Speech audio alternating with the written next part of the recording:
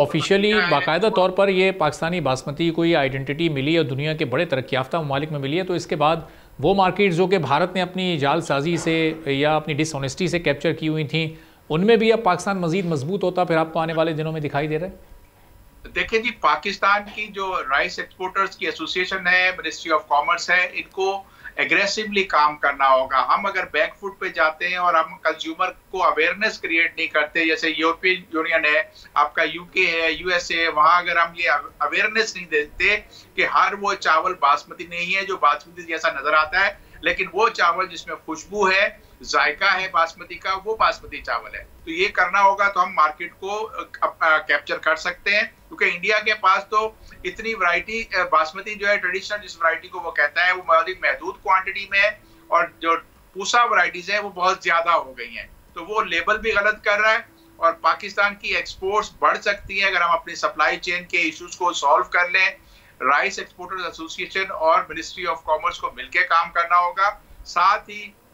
कुछ ऐसे इश्यूज भी आ जाते हैं जो आपने देखा होगा कि जिसमें अफ्लाटॉक्सिन या पेस्टिसाइड्स के आते हैं, इंडिया में भी आए, पाकिस्तान में भी कुछ उसमें डिटेक्ट हुए,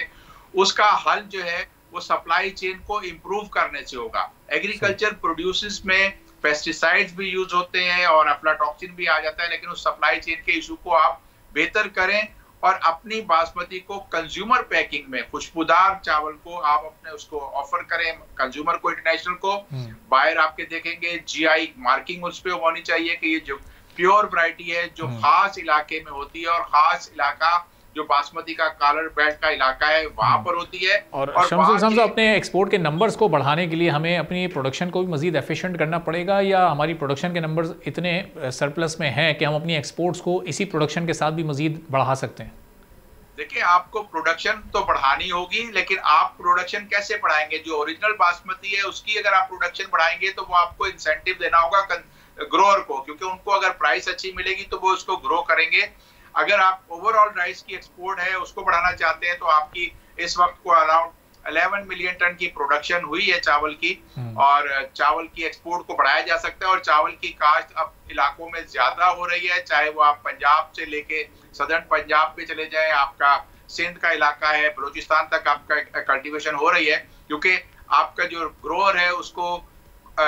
जो राइस और उसका कॉटन और शुगर केन उसमें कोई अच्छी प्राइस भी नहीं मिली और उसके अंदर कोई प्रोटेक्शन भी नहीं मिली, और उनको फसलें उसकी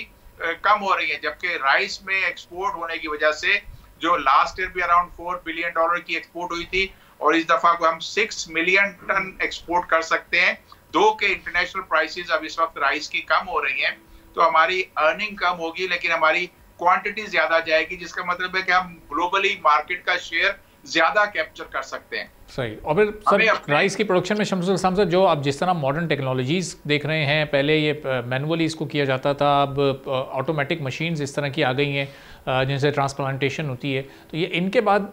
कितना इसकी प्रोडक्शन में इजाफा होगा, और जो इसकी एक फसल का जो एक ड्यूरेशन होता था उसको भी कम करने में मदद मिल सकेगी?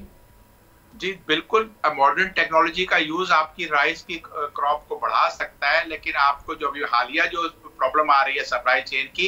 वो इसी वजह से आ रही है कि पहले बासमती की पैडी की हाथ से कटाई होती थी मैनुअल, अब उसकी कटाई हार्वेस्टर यूज होते हैं उससे होती है, और हार्वेस्टर जो है वो गीली जब पैडी होती है उस वक्त चलाया जाता है। फिर गीली पैडी को जब वो जमीन पे गीली जमीन होती है, जिस जमाने में ये आपकी हार्वेस्टिंग स्टार्ट होती है तो नमी ज्यादा होती है, ठंडा मौसम होता है, तो अफ्लाटॉक्सिन भी कुछ वैरायटी जगह पे आ जाता है। तो आपको इनकरेज करना होगा ग्रोअर को कि वो हाथ की कटाई वाला लेकर आए, उससे आप एक प्राइस मैकेनिज्म कर सकते हैं, तो उससे भी आपकी चेन अफेक्ट। ठीक है शम्सुल,